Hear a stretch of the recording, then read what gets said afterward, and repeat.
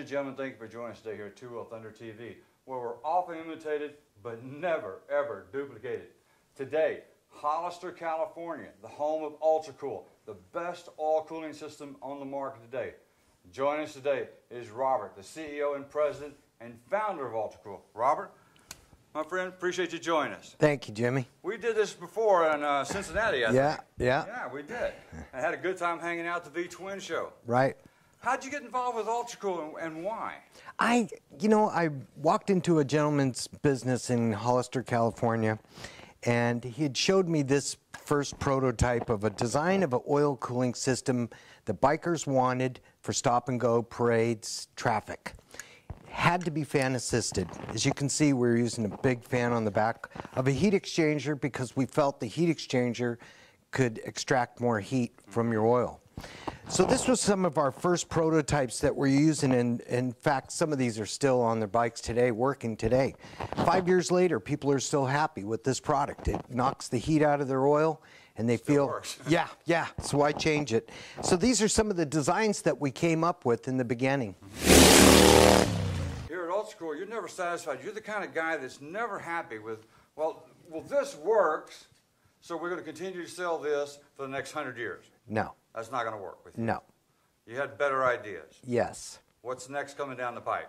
Well, it had too many components for me. I just felt there was 96 components made up this product. It was a laborious task, almost 5 to 6 hours to put it on. I always felt that I could build something more compact. They didn't leave us a lot of room to work. So I felt I could get something more compact, more powerful. So I came out with a different, longer type of heat exchanger like this. This is what you needed. You needed something big so we could get the airflow through the cooler. We have a chrome housing, so we are forcing the air through the cooler. It has nowhere else to go. So with this type of heat exchanger, as you can see, we're getting the oil to flow across, and as it touches the tubes on the inside, that's how we extract the heat. These are most efficient. As you develop this, and you got the oil running through here and cooling this, smaller, simpler design, less components. Exactly.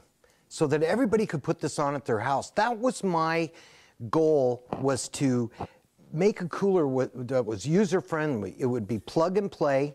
You could take this home with the minimal amount of tools at home and install it. That was one of my biggest goals, that you wouldn't have to take it to a bike shop unless you wanted to have it installed. You'd need just a few extra tools, which would be a torque wrench, ball tip, driver, stuff like that. But when the minimal amount of tools, and I'm still working towards those goals today. We're coming out with better management systems for wiring harnesses, more plug-and-play type units.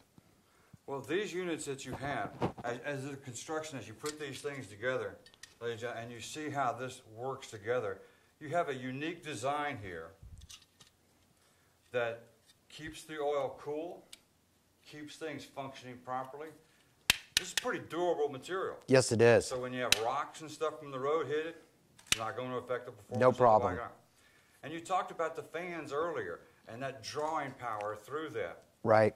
We may demonstrate that a little later, but ladies and gentlemen, just because you have a fan, and some of these fans are really cheap type things, right, but the ones that you got, if you put your hand behind that fan, you'd be surprised at the amount of suction that thing pulls through across these coolers to cool that thing down.